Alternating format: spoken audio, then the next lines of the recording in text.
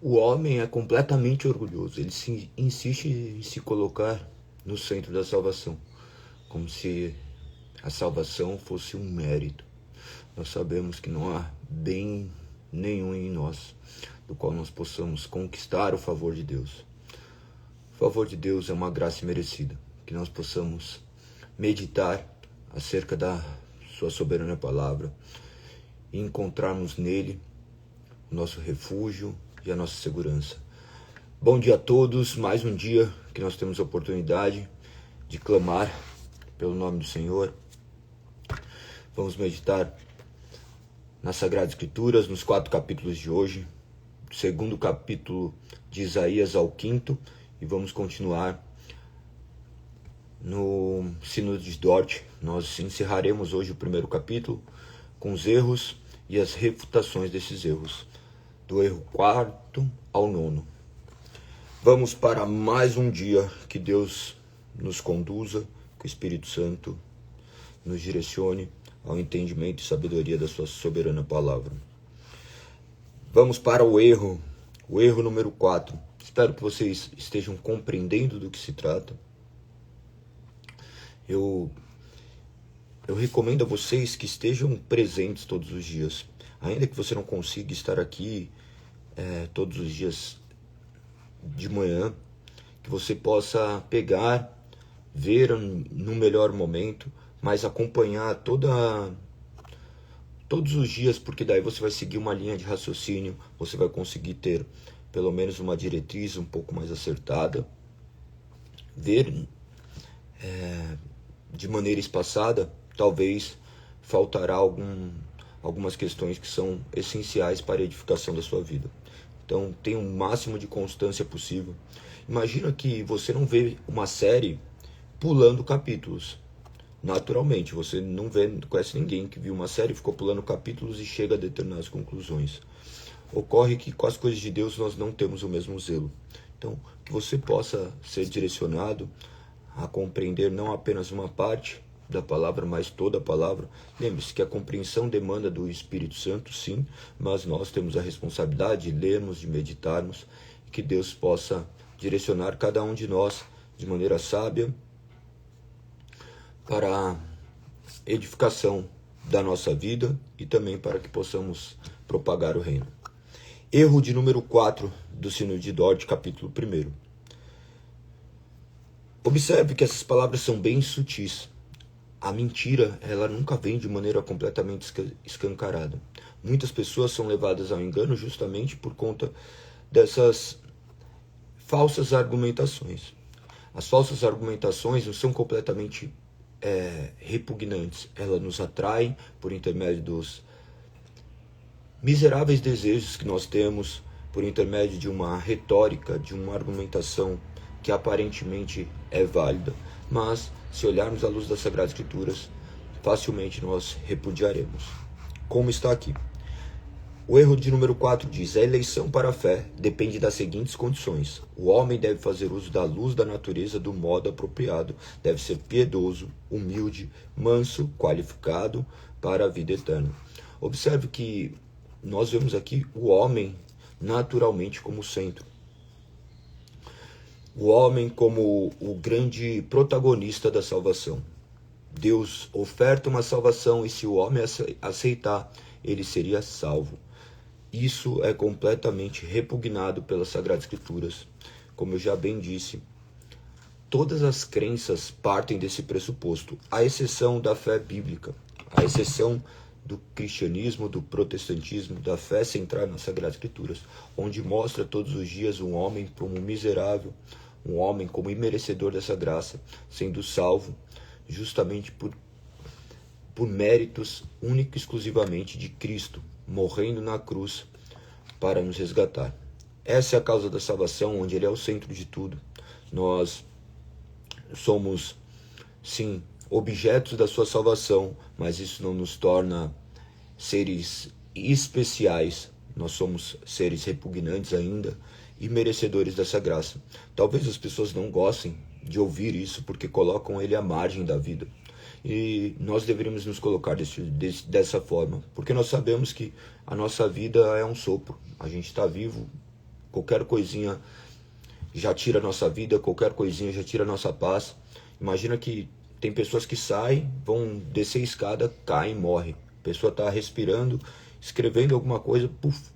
A vida não está no nosso controle. Nós dependemos do nosso Criador e diante dele que nós nos curvamos, crendo que somente ele pode nos tirar dessas trevas que nós habitamos. Olha a reputação deste erro. Se isso fosse verdade, a eleição dependeria do homem. Isso assemelha ao ensinamento de Pelágio e choca-se diretamente com o ensinamento do apóstolo em Efésios capítulo 2, verso 3 até o 9, entre os quais todos nós andamos outrora, segundo as inclinações da nossa carne, fazendo a vontade da carne e dos pensamentos, e éramos por natureza filhos da ira, como também os demais. Mas Deus, sendo rico em misericórdia, por causa do grande amor com que nos amou, e estando nós mortos em nossos delitos, nos deu vida juntamente com Cristo. Pela graça sois salvos, e juntamente com ele nos ressuscitou, e nos fez assentar nos lugares celestiais em Cristo Jesus, para mostrar nos séculos vindouros a suprema riqueza de sua graça, em bondade para conosco em Cristo Jesus, porque pela graça sois salvos mediante a fé, e isso não vem de vós, é dom de Deus, não de obras para que ninguém se glorie. Este capítulo 2 de Efésios, a partir do verso 3, já refuta toda essa eleição para a fé dependendo da condição humana. Que vocês possam continuar meditando nisso e entendendo esses sutis erros do quais o homem se sente completamente atraído por eles. O erro de número 5. A eleição incompleta e não definitiva de pessoas específicas para a salvação dá-se com base na presciência da fé, da conversão, da santidade, da piedade que começaram ou existiram por algum tempo. A eleição completa e definitiva, no entanto, ocorreu por causa da presciência e da perseverança na fé, da conversão, da santidade e da piedade até o fim. Esse é o mérito gracioso e evangélico pelo que o eleito é mais digno do que o não eleito. Por isso, a fé, a obediência da fé, a santidade, a piedade, a perseverança não são frutos da imutável eleição para a glória. Antes são as condições e as causas necessárias requeridas e sabidas de antemão como concretizadas naqueles que serão eleitos integralmente.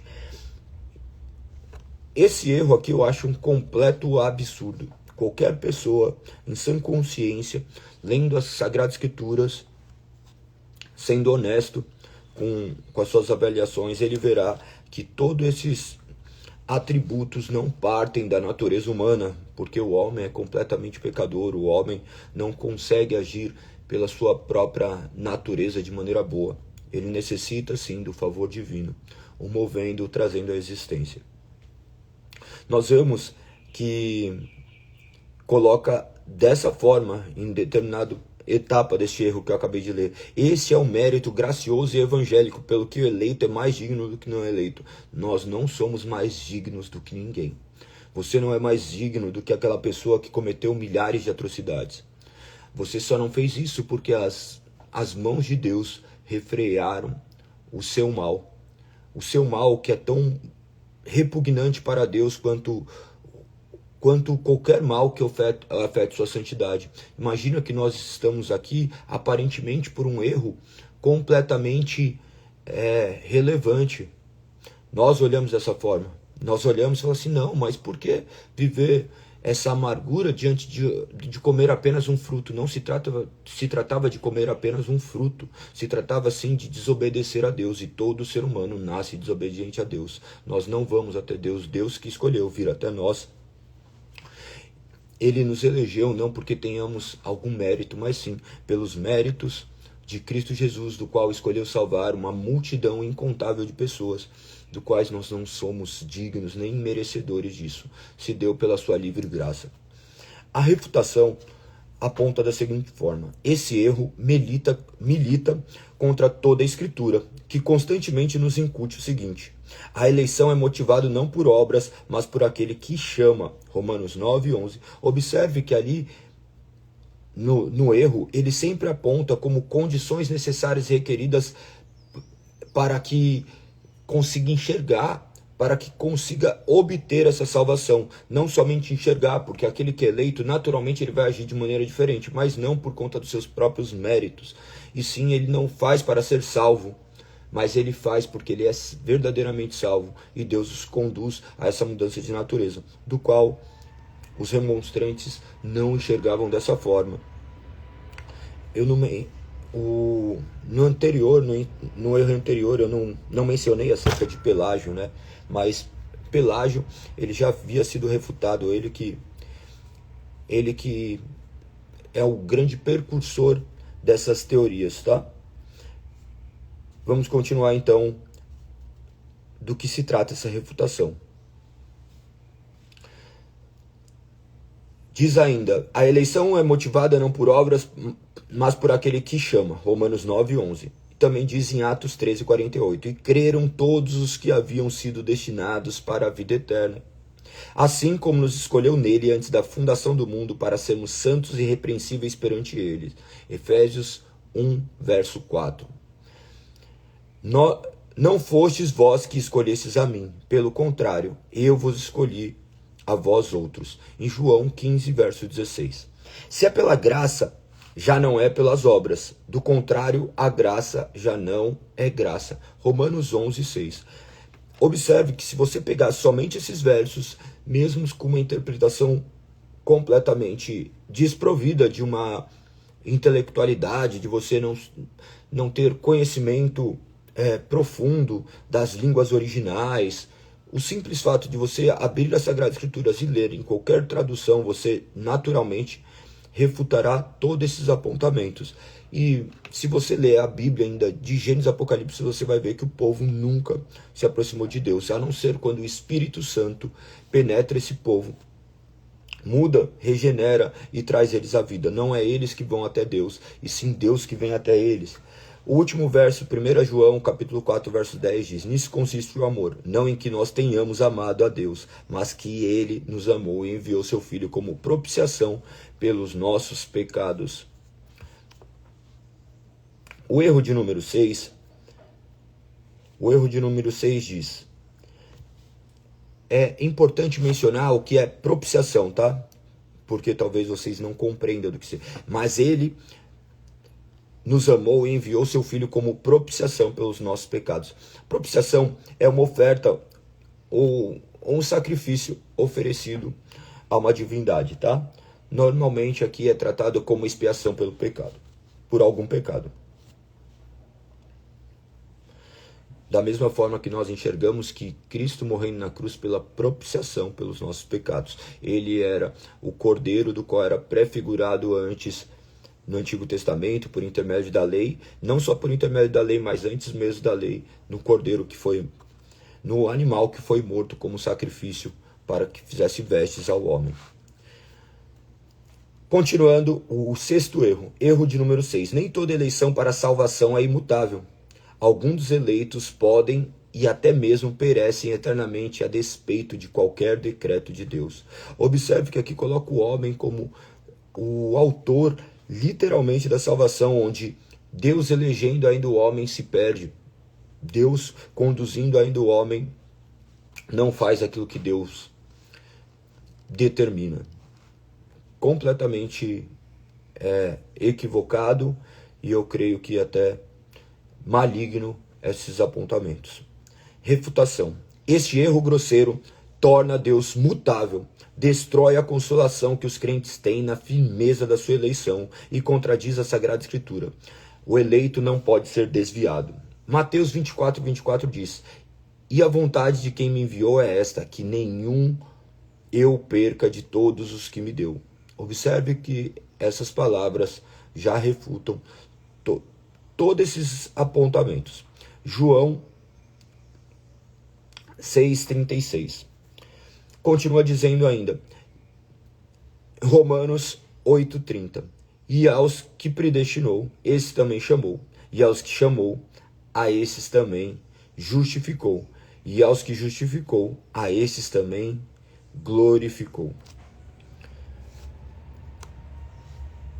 Eu gostaria de ler o que está escrito em Mateus 24, porque eu só mencionei o verso, eu não li. Olha o que diz: pois falsos cristos e falsos profetas surgirão e realizarão grandes sinais e maravilhas, a fim de enganar, se possível, até os escolhidos. Lembra-se, se possível, os escolhidos não poderão ser enganados, não por conta daquilo que os homens fazem, não por conta da sua capacidade, mas porque Deus assim determina que o homem haja. Ele vai agir movido por Deus a resistir, a não se curvar diante desses falsos profetas, diante dessas falsas maravilhas que têm a única intenção de enganar aqueles que caminham para a perdição, porque o eleito, ele jamais será enganado, e não por conta dos seus méritos, tá? Que isso fique muito claro. O erro de número 7 diz: nesta vida não há fruto, consciência ou certeza da imutável eleição para a glória, exceto a que se baseia numa condição mutável e incerta. Imagina o homem com essa completa incerteza. Hoje estou salvo. Não, agora eu não estou salvo. Olha meus pensamentos, não estou salvo. Agora eu estou na igreja, eu estou salvo. Eu saí, eu fui visitar meus tios, do quais eles professam uma fé diferente. Nossa, eu estou aqui, eles professam uma fé diferente. Conversei com eles sobre outros assuntos que morri. Não sou salvo porque eu estava com pessoas que não eram salvas. Imagina que dá margem para milhares de concepções que são completamente equivocadas. A grande certeza da nossa salvação não se encontra nos nossos méritos, e sim no mérito da cruz. Então nós podemos dormir e repousar na certeza de que Deus escolheu nos salvar. Mas imagine você enterrando seu pai, que foi cristão a vida inteira, pelo menos diante dos seus olhos, mas depois, quando ele morre, você fica sabendo determinadas atitudes deles, que você fala assim: ixi, mas isso daqui não é bem desse jeito. Imagina você com o resto da vida pensando que essa pessoa não se salvou porque ele não era aquilo que você imaginava ser. E não estou falando de erros gravíssimos não, tá? Estou falando de equívocos, simplesmente de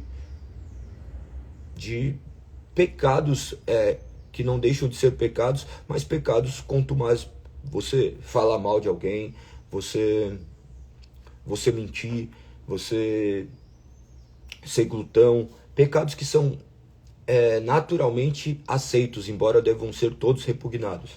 Daí você começa a descobrir, porque se cresce achando que era perfeito, daí você começa a descobrir algumas histórias, fala assim: mas e aí? Observe que nós não somos salvos por conta daquilo que nós fazemos. Claro que um cristão não anda mentindo, claro que um cristão não é glutão, claro que um cristão também não faz milhares de coisas, mas ele não faz justamente porque esse espírito conduz dessa forma. Ele eventualmente pode fazer, porque o pecado ainda nos aprisiona. E isso daí é um trabalhar eterno. Imagina que todo homem deve se reconhecer pecador todos os dias, reconhecendo dessa forma a maravilhosa graça de Deus, do qual derramaste sobre nós. Então, este erro aqui é completamente repugnado. Olha qual é a reputação. Falar de uma certeza incerta não é apenas absurdo, mas é também contrário às experiências dos crentes. Sendo conscientes da sua eleição, eles se gloriam com os apóstolos nesse louvor de Deus. Em Efésios 1 diz: eu, Paulo, apóstolo de Cristo Jesus, pela vontade de Deus, escrevo esta carta ao povo santo em Éfeso, seguidores fiéis de Cristo Jesus. Continua dizendo: eles se regozijem com os discípulos de Cristo por terem seus nomes escritos nos céus, conforme está escrito em Lucas 10. Mas se alegrem porque os espíritos impuros lhe obedecem. Alegrem-se porque seus nomes estão registrados no céu. Imagina que Jesus registra o nome, daí fala: não, agora não dá mais, vou riscar. O seu nome não foi escrito a lápis.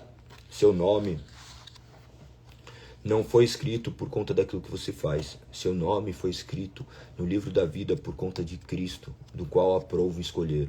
Não pelos seus méritos, mas pelo mérito de Cristo.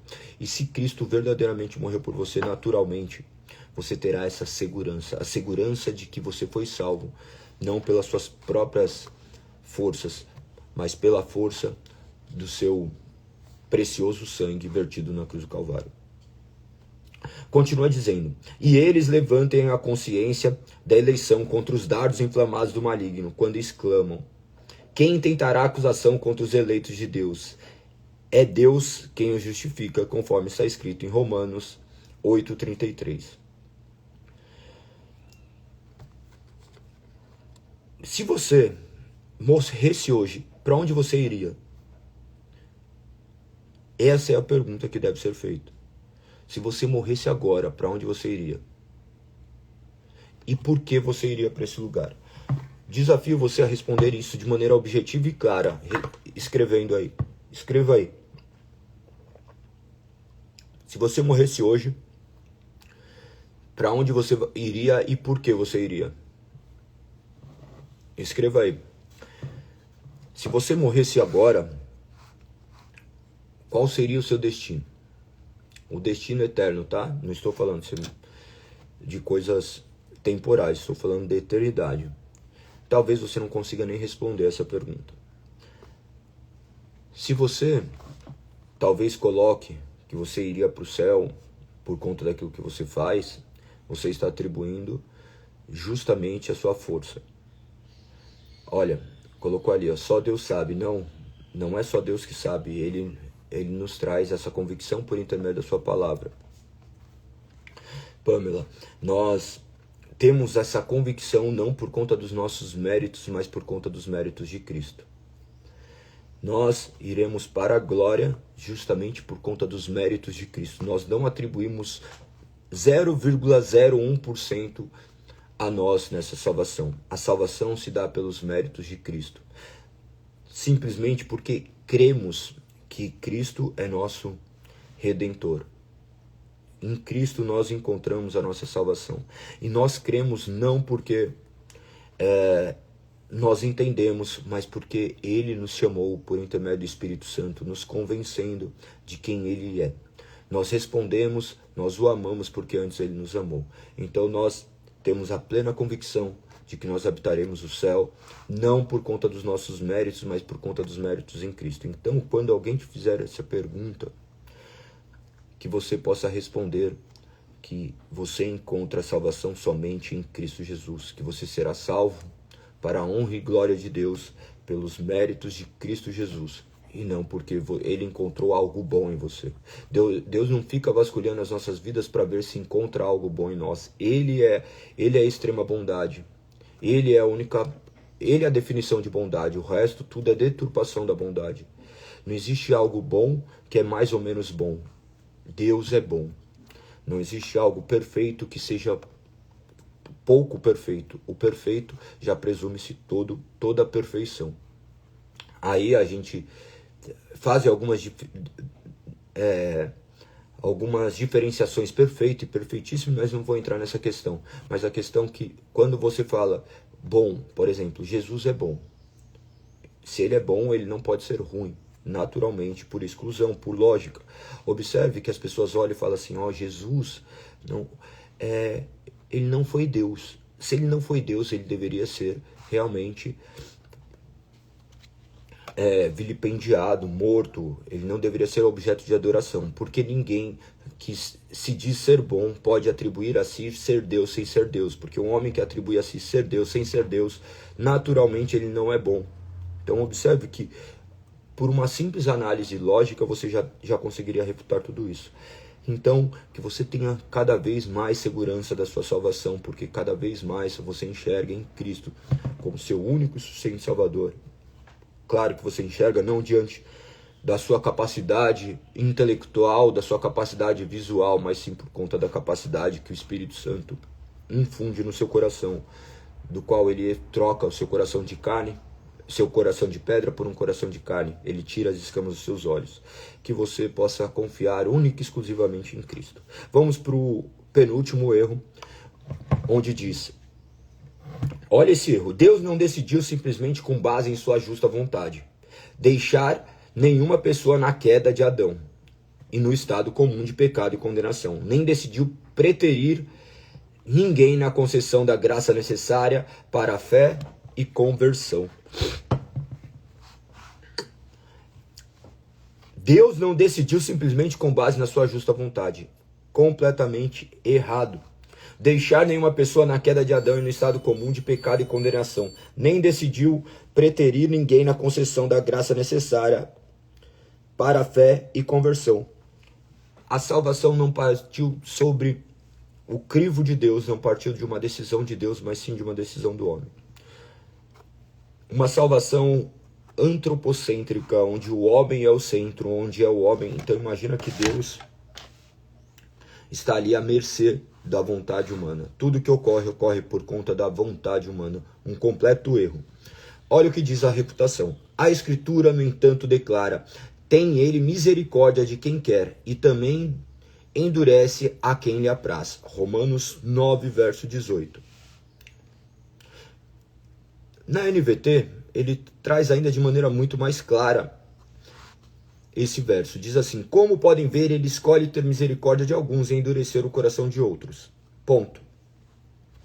Afirma também: a vós outros é dado conhecer os mistérios do reino de Deus, mas àqueles não lhes é isso concedido. Observe que essas frases de Jesus aqui já apontam naturalmente para essa divisão. É até difícil de compreender como chega-se a essa linha de raciocínio, se não por intermédio do orgulho e do senso de querer ser grande, tal qual Satanás almejou, querer ser maior que Deus. E o homem sempre tem essa necessidade de querer receber louros e receber agrados, de estar sempre preponderante. Nós somos esses seres e nós devemos sempre sondar esses nossos corações imundos e clamarmos para que o Senhor tire de nós todo esse orgulho, toda essa vaidade e este nosso senso de autossuficiência. Olha o que diz no finalzinho da refutação: e ainda graças te dou, ó Pai, Senhor do céu e da terra, porque ocultastes essas coisas aos sábios e instruídos e os revelaste aos pequeninos. Sim, ó Pai, porque assim foi do teu agrado.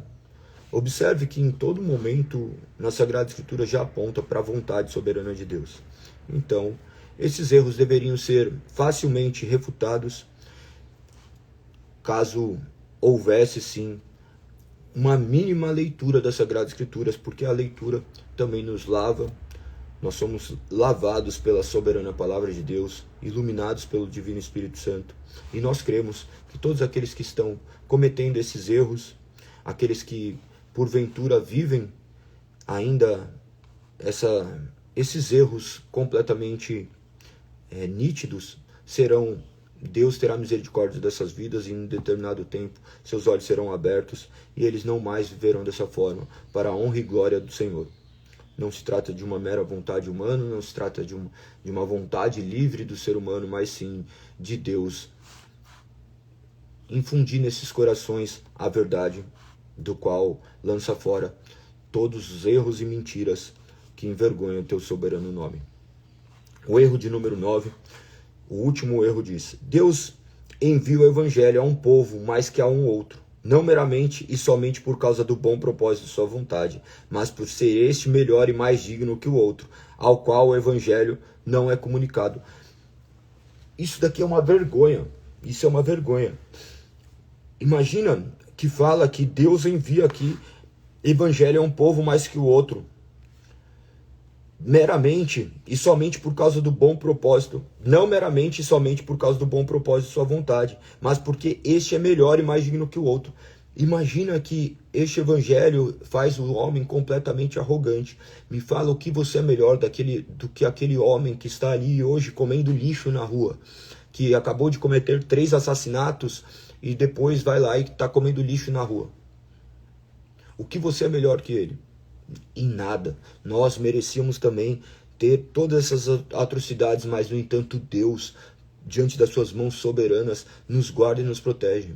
Me fala qual é a vantagem que você tem, qual o mérito que você tem de ter nascido no país que você nasceu. Imagina que agora você vai ver e tem guerras em milhares de lugares do mundo. Tem pessoas ali que estão agora tirando seus filhos de escombros de guerras que caíram. Me fala o que você é melhor deles. Você escolheu onde você ia nascer, você está onde você está porque você se colocou, porque as mãos poderosas de Deus assim determinaram. Nós somos privilegiados. Para nós não existe obra do acaso. Existe sim o plano de Deus soberano sendo escrito. Ainda que a gente olhe e olhe aquelas pessoas lá, nós nos colocamos no lugar delas, nós não somos melhores que elas. Nós levamos o evangelho a todas as criaturas, sabendo que Deus escolheu salvar por intermédio da pregação da sua palavra. Então Deus nos capacita a levarmos este evangelho. Então ele não envia o evangelho a uns mais que os outros. Claro que existem tribos, lugares que ainda não foram alcançados, e Deus infundirá em nosso coração o desejo para irmos a estes povos e proclamarmos esses evangelhos, porque existem eleitos naquele meio do qual essas palavras serão proferidas e eles serão despertos. É isso do que se trata o evangelho que glorifica o nome de Deus. Então o erro é refutado da seguinte forma. Moisés nega isso quando fala ao povo de Israel. Como se vê a seguir: eis que os céus e os céus dos céus são do Senhor, teu Deus, a terra e tudo o que nela há. Tão somente o Senhor se afeiçoou de teus pais para os amar, a vós outros, descendentes deles, escolheu todos os povos, como hoje se vê. Ou seja, veja, os mais altos céus e a terra e tudo o que nela há pertence ao Senhor, seu Deus. No entanto, o Senhor escolheu seus antepassados para amá-los. Escolheu vocês, descendentes deles, dentre todas as nações, como hoje se vê. Eu vou abrir aqui. Tem outro verso que eu acho que aponta de maneira muito mais clara. Deuteronômio 7:7. Deixa eu abrir aqui. 7:7. Olha o que diz.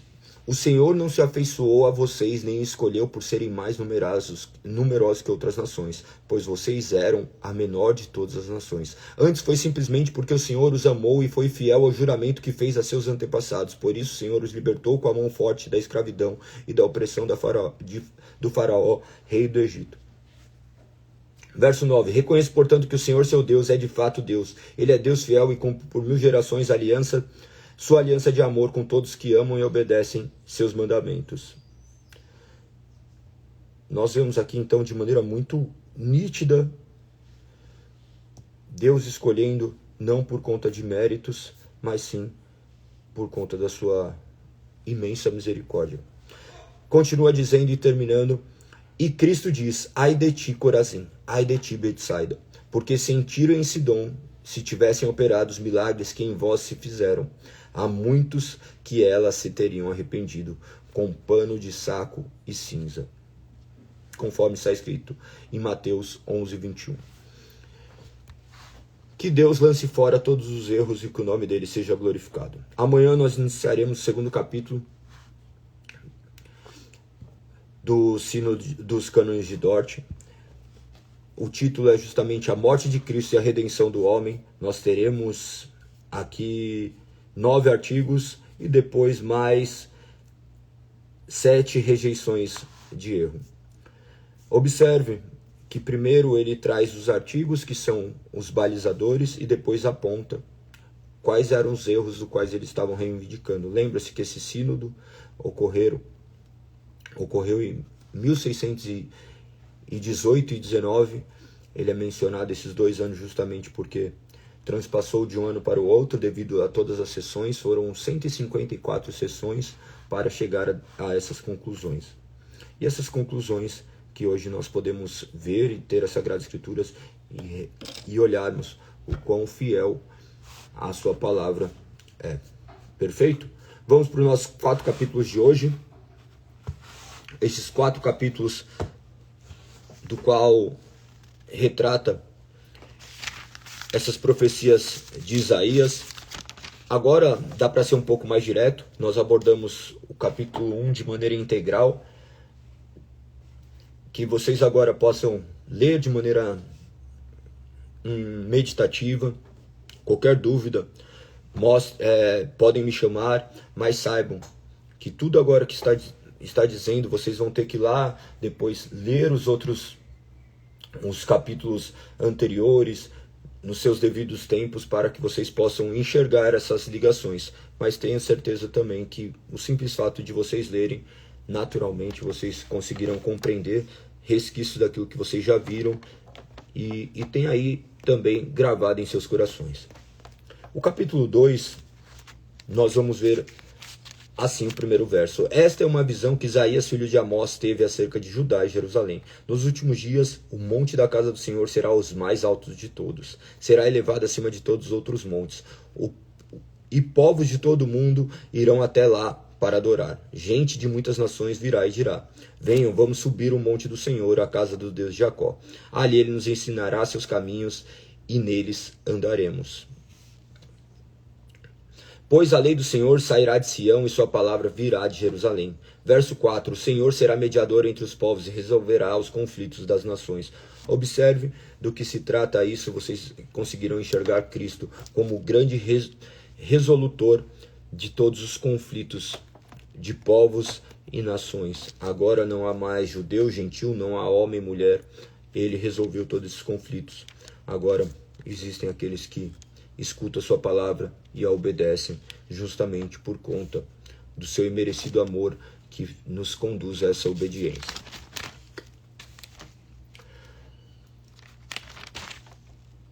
Até o verso 4, ali no finalzinho do 4, você vai ver a clara representação do Messias que haveria de vir. A partir do 5 até o final, que vai até o 22, você vai ver o juízo. O juízo.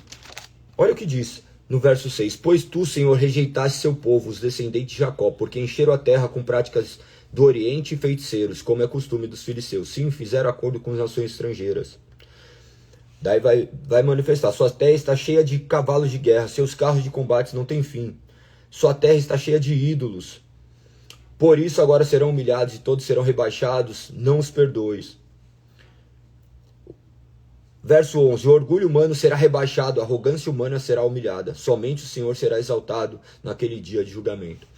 Imagine que estamos falando aqui justamente do homem completamente orgulhoso e arrogante. Oi, filha. A Luli está aí assistindo a live. Continua dizendo, verso 17. O orgulho humano será humilhado e a arrogância humana será rebaixada. Olha o que diz no 18. Os ídolos desaparecerão por completo. No finalzinho diz, não ponha sua confiança em simples mortais, são frágeis como um sopro. Que valor eles têm? Que nós não coloquemos nossas esperanças em simples mortais, e sim naquele que venceu a morte em Cristo Jesus. Lembre-se que aqui visava justamente apontar para Cristo, o verdadeiro Messias. Continua no capítulo 3. Ó soberano Senhor dos exércitos, tirara de Jerusalém, de Judá, tudo aquilo de que dependem, cada pedaço de pão, cada gota de água, todos os seus heróis, soldados, juízes, profetas, adivinhos e autoridades, oficiais do exército e altos funcionários, conselheiros, magos e astrólogos.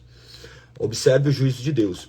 Nomearei meninos como seus líderes, crianças pequenas para governá-los. As pessoas oprimirão umas às outras, homem contra homem, vizinho contra vizinho, os jovens insultarão os idosos e os canalhas desprezarão os honrados. Observe que nós vemos aqui o juízo de Deus sobre o seu povo que desobedecia, o seu povo que se afastava dele, que se relacionava com outros povos que eram completamente impuros, do qual os maculavam a santidade de Deus. Acima de tudo, eles não obedeciam aquilo que já era determinado por Deus.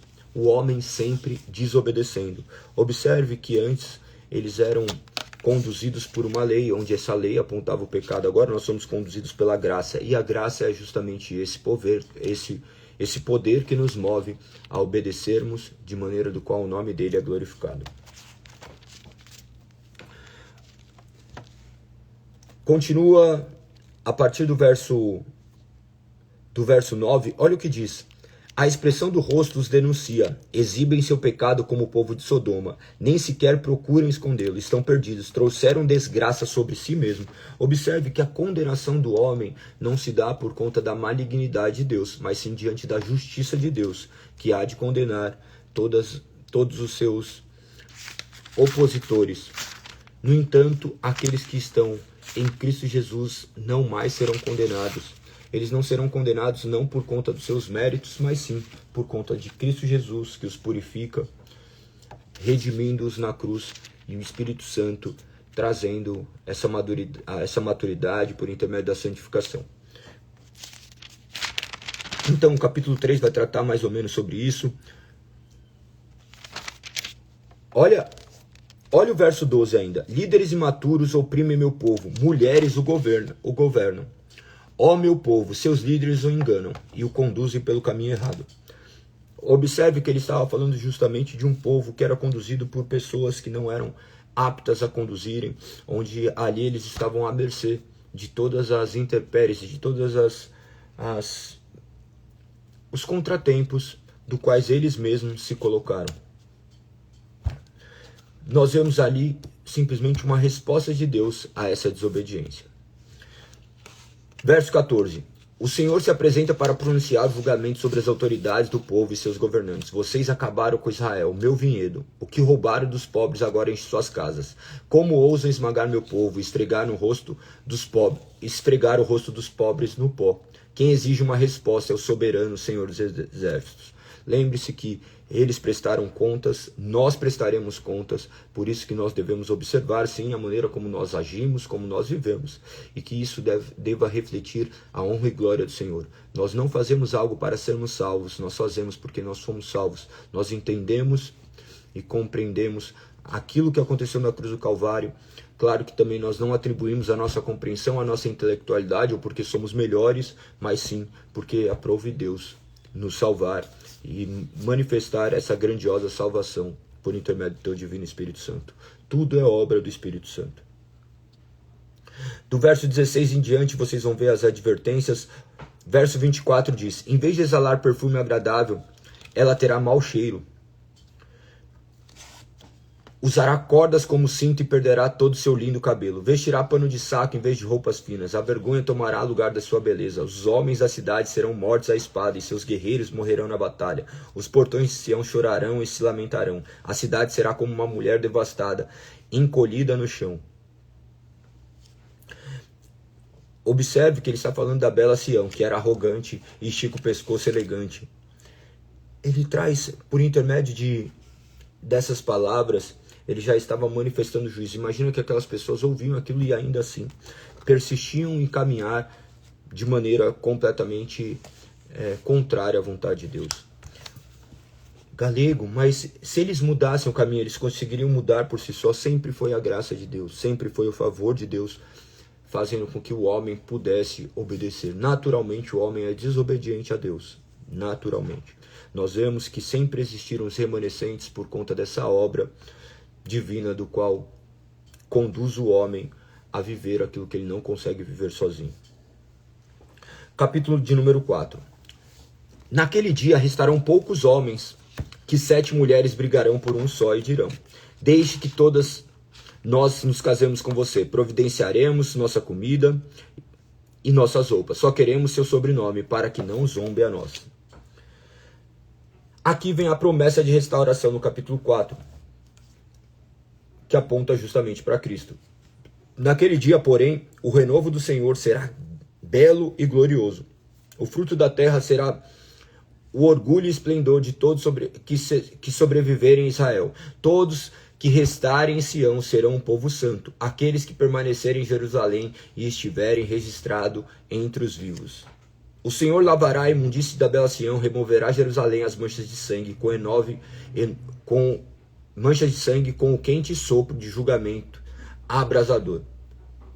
Nós vamos ver aqui tudo o que ele está profetizando, do qual depois efetivamente ocorre, mas também de certa forma apontando para Cristo. Lembre-se, vocês vão ter que ver os dois cativeiros, o cativeiro assírio e o babilônico. O assírio em 722, que é bem contemporâneo ali a Isaías, e depois 586 a.C., do qual Isaías havia profetizado, mas ele não teve oportunidade de contemplar isso. Mas mesmo sem ter oportunidade de contemplar, ele tinha plena convicção de que todas essas palavras haveriam de se concretizar, porque não partiam simplesmente das suas ideias, de suas criações, mas partiam diretamente de Deus. Ele, inspirado por Deus, proferiu todas essas palavras, do quais elas foram completamente realizadas.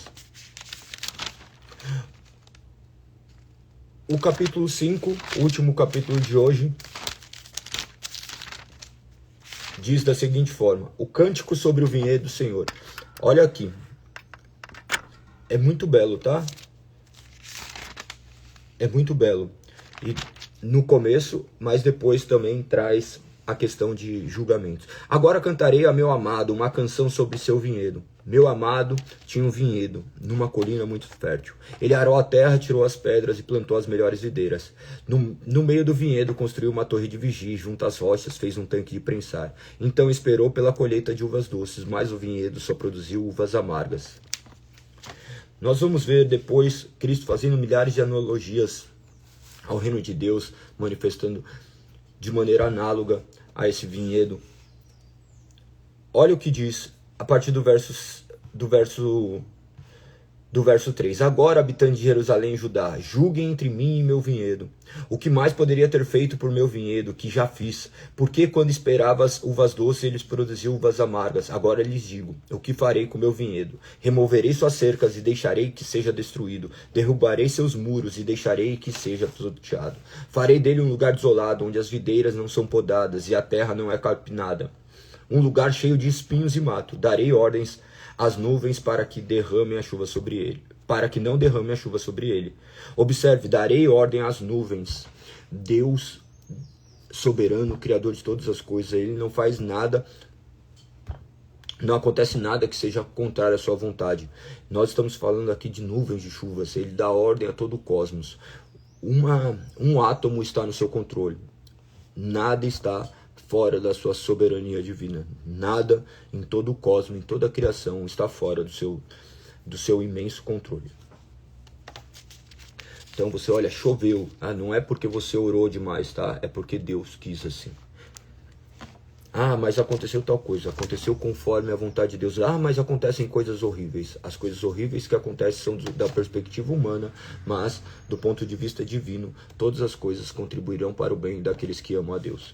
Se você tiver dúvida acerca disso, vá em Gênesis 50:20 e leia. Se você não conseguir compreender, leia o capítulo inteiro e você verá a história de José. Você verá justamente, mesmo as pessoas tentando contra a sua vida, você vai ver que era Deus fazendo com que as coisas caminhassem para que a sua história gloriosa fosse glorificada. Continua dizendo. 7. A nação de Israel é o vinhedo do Senhor dos Exércitos. O povo de Judá é seu jardim agradável. Ele esperava colher justiça, mas encontrou opressão. Esperava colher retidão, mas ouviu gritos de angústia. A partir do verso 8, vocês vão ver as manifestações acerca daquilo que eles estavam fazendo, do qual gerou determinado julgamento. Vocês vão ver que a palavra, que aflição espera de vocês, que aflição ser repetida por diversas vezes, tá? Deixa eu ver quantas vezes aparece. Eu não sei se eu vou conseguir olhar todas, mas 1, 2, 3, 4... Aqui no mínimo essas 4, 5, calma, acho que são 6 vezes. Mas enfim, 6 vezes aparece que aflição, 6 ais. Porque em outros lugares pode aparecer como ai, tá? Ai de vocês, aqui ó. Deixa eu ver outra. No verso 8. Que aflição espera de vocês que compram casas e mais casas, campos e mais campos, até não haver lugar para outros. E vocês se tornarem os únicos donos da terra. Mas eu ouvi o Senhor dos Exércitos fazer um juramento solene. Muitas casas ficaram desertas, até as belas mansões ficaram vazias. Um vinhedo de 10 geiras. Aqui tá equivalente à terra arada por 10 juntas de bois em um dia. Isso daqui que era a definição de Galego, como você sabe disso? Está escrito na Bíblia, tá? Tem alguns apontamentos aqui, ó. Deixa eu te mostrar. Você vai ver que, por exemplo, eiras. Um vinhedo de 10 eiras. Olha aqui no verso 10, você vai ver que tem uma letrinha. Algumas Bíblias têm os apontamentos aqui embaixo. Então, é muito importante você ser equipado de material do qual você consiga ler. Mas mesmo se você não tivesse esse apontamento, você hoje consegue ver. Mesmo se você não conseguisse ler, você ia entender que se tratava de uma unidade de medida. Então diz, no verso 10, um vinhedo de 10 geiras não produzirá 20 litros de vinho. 10 cestos grandes de sementes só produzirão um cesto de cereais. Verso 11 diz, que aflição espera os que se levantam cedo pela manhã para começar a beber, e passam a noite tomando vinho, para ficarem embriagados. Em suas festas sempre há vinho e belas músicas, de lira e harpa, tamborim e flauta, mas nunca pensam no Senhor. Não se dão conta do que Ele faz. Quantas pessoas vivem dessa forma? Quantas pessoas vivem ainda da mesma forma?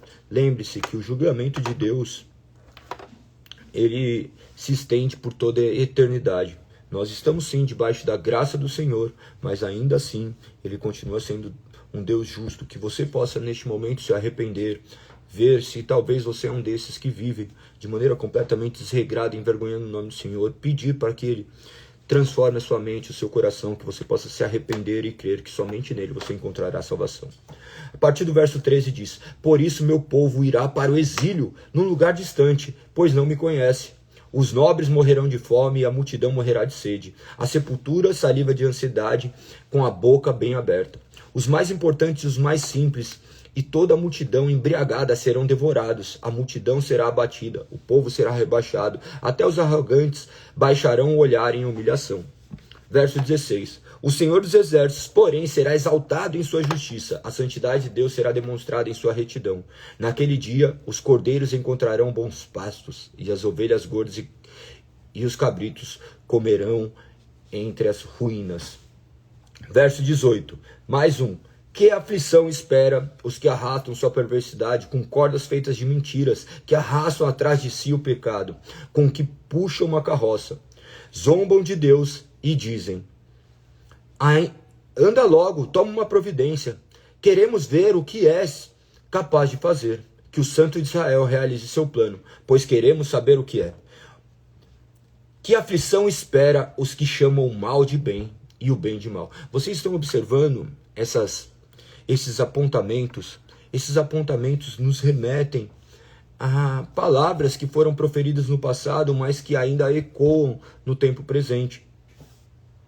Tudo isso manifesta justamente a palavra de Deus, e nós veremos que aqueles que serão preteridos, aqueles que serão condenados, eles ouviram essas palavras e desprezaram. Eles ouvem essas palavras e fazem como se fosse mera história. Eles não olham ali como eles. Quantos de nós já fomos esses? Eu não fui aquele que levantou de manhã, que levantava de manhã cedo e começava a beber, mas eu tinha milhares de outros pecados. Observe que também você vai ver ali os que arrastam sua perversidade com cordas feitas de mentira, que arrastam atrás de si o pecado. Eu era um desse. Todo homem que não está diante da presença de Deus vive dessa forma. Mesmo aqueles que ainda aparentemente não possuem pecados que são visíveis, eles já pecam nos seus pensamentos, nas suas omissões também. Então, no final das contas, nós somos esses, e que nós possamos nos arrepender também e pedir para que Deus nos transforme. Este povo viu a maravilhosa graça de Deus. Eles viram os seus povos serem salvos. Eles viram Deus abrir mar. Eles viram Deus derrubar muralhas. Eles viram Deus fazer milhares de coisas. Eles tinham esse relato vivo, e ainda assim eles não se curvaram diante de Deus, diante dessas tamanha dureza dos seus corações. Que o nosso coração duro possa ser agora completamente quebrantado pelo Senhor. Verso 20, então, que aflição espera os que chamam o mal de bem e o bem de mal, e escuridão de luz e a luz de escuridão, o amargo de doce e o doce de amargo. Esse verso 20 é tremendo. Que aflição espera os que são sábios aos próprios olhos e pensam ter entendimento. Que aflição espera os que são heróis em tomar vinho e se gabam de quanta bebida conseguem ingerir. Aceitam subornos para deixar o perverso em liberdade e negam justiça ao inocente. A palavra de Deus aponta para tudo, tudo. Não tem ninguém que esteja vivendo de maneira imperceptível aos olhos de Deus. E todas essas advertências são direcionadas a todas as criaturas, do quais devem viver de maneira completamente contrária ao que está manifestando essas aflições. Que nós sejamos aqueles que chamamos o bem de bem e o mal de mal, que nós não nos curvemos diante das adversidades, que nós possamos saber a maneira como devemos nos portar e clamar para que o Senhor mude os nossos corações. Agora ele traz uma conclusão. Portanto, assim como o fogo consome a palha e o capim seco se desfaz com a chama, suas raízes apodrecerão e suas flores murcharão, pois rejeitaram a lei do Senhor dos Exércitos, desprezaram a palavra do Santo de Israel. É dessa forma que acontece. O homem que será condenado, ele será condenado justamente por conta da sua própria responsabilidade. Nós abordamos isso agora no início, meditando no primeiro capítulo do Sino de Dort, e nós vemos que os homens rejeitam a lei do Senhor dos Exércitos e desprezam a palavra do Santo Israel. Mas por misericórdia, Deus ainda faz com que alguns escutem, porque senão ninguém escutaria, porque eles estariam ainda com seus tampões e com seus olhos completamente fechados. Então, por misericórdia, mediante o poder que há no sangue de Cristo, ele retira esses nossos impedimentos que faziam com que a gente não enxergasse. E a gente não somente consegue enxergá-lo, mas também amá-lo, porque ele compartilha o amor dele conosco, de forma que agora nós o amamos, porque ele nos conduz a esse verdadeiro amor, de maneira que ainda ele atribui a nós essa capacidade, mesmo sendo o mérito dele. Nós temos essa nítida impressão de que nós o amamos, mas é simplesmente o amor dele refletindo em nós tamanho essa imensidão e esse imensurável amor. Verso 25 diz: por isso a ira do Senhor se acende contra seu povo, por isso ele levantou sua mão para esmagá-los. Os montes estremecem, os cadáveres do povo são espalhados pelas ruas como lixo. Mesmo assim a ira do Senhor não se satisfará, a sua mão ainda está levantada para castigar. Observe que não existem dois deuses, tá? Um Deus do Antigo Testamento e um Deus do Novo. Existe somente um Deus, soberano, criador de todas as coisas, mas que aprouve derramar sobre o seu filho a sua ira. Lembre-se, quem matou Deus na cruz do Calvário não foram simplesmente homens, embora eles sejam responsáveis, mas aprouve Deus derramar sobre Cristo a sua ira, sendo ainda Cristo não sendo morto pelos homens, mas antes ele se entregando. Essa é a Sagrada Escrituras, é isso que aponta. Então, que nós possamos compreender a verdade das Sagradas Escrituras, que o Espírito Santo nos ilumine. Verso 26 diz: ele enviará um sinal às nações distantes, assobiará para os que estão nos confins da terra, e eles virão correndo. Não se cansarão nem tropeçarão, ninguém descansará nem dormirá, nem o cinto estará solto, nem uma correia da sandália se arrebentará. Observe que ele está falando não de coisas possíveis, mas de coisas que iriam se concretizar. Ele estava falando que essa nação que haveria derramar o juízo estaria ali sendo suportada por ele, porque uma pessoa só tropeça se caso assim Deus permite. Então, no caso ali, Deus os capacitando para que eles não tropeçassem, para que eles não descansassem, para que eles tivessem fôlego, para que os seus cintos não se soltassem, para que suas sandálias não se arrebentassem. Da mesma forma que aquele povo no deserto teve ali, as suas roupas não se desgastaram, as suas sandálias também não se desgastaram. Observe que Deus está no controle de todas as coisas. Continua dizendo o verso 28, suas flechas estarão afiadas, seus arcos prontos para a batalha, os cascos de seus cavalos soltarão faíscas, as rodas de seus carros girarão como um turbilhão, rugirão como eles, leões, como os leões mais fortes, rosnarão e se lançarão sobre suas vítimas, e as levarão embora, ninguém poderá livrá-las. Naquele dia rugirão sobre suas vítimas, como ruge o mar. Se alguém olhar por toda a terra, só verá trevas e aflição, até a luz será obscurecida pelas nuvens. Observe Deus emitindo seu justo juízo. Nós olhamos ali sim para o cativeiro, mas nós também vemos Deus emitindo seu juízo quando Cristo morre na cruz do Calvário, onde o dia se transforma em noite. Que vocês possam enxergar o que as Sagradas Escrituras dizem, que o Espírito Santo os direcione. Amanhã nós estaremos aqui mais um dia para honra e glória do Senhor, meditando, enfim, do capítulo 6 ao 9 de Isaías. Então já leiam hoje. E depois, Sínodo de Dort, segundo capítulo, do primeiro artigo ao terceiro.